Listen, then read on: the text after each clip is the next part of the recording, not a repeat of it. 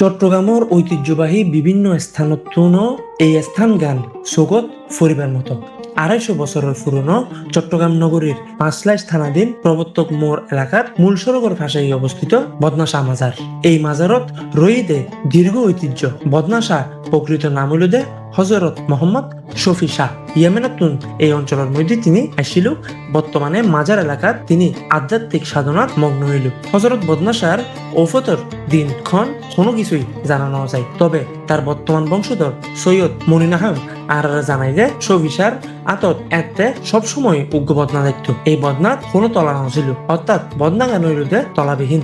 এরপরেও বদনা গানত ফানি পরিপূর্ণ দেখত।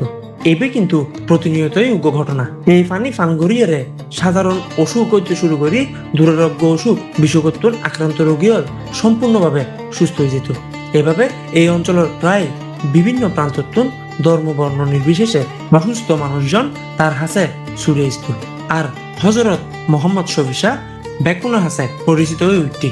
বর্তমানেও মাজারত দূর দূরান্তত্বন ছুড়িয়াইয়ে বিভিন্ন শ্রেণী পেশার বিভিন্ন ধর্ম বর্ণর মানুষকল রোগ ব্যাধি নানা সমস্যা ও মনোবাসনা পূরণের লাই ভক্ত অক্কল পিতল ও প্লাস্টিকের বদনাত পানি উদ্য মাজারত রায় যায়। প্রতি বিশুদ্ধবার মাজারত ইবাদত বন্দী কি অক্কল এই পানি দোয়া দরুতের মাধ্যমে পবিত্র করে রাখে ভক্ত লাইয়ারে।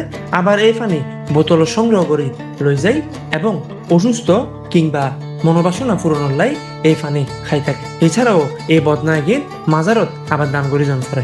মাজারের ভিতরে খতমে কোরআন, খতমে খাজা গান, খতমে বুখারির মাধ্যমে পবিত্র পানি সংরক্ষণ করে রাখা হয়। তৎক্ষণাৎ ভাবে যে কোনো ভক্ত যাইয়ারে পানি গিয়ে পান করিবার মতো সুযোগ পায়।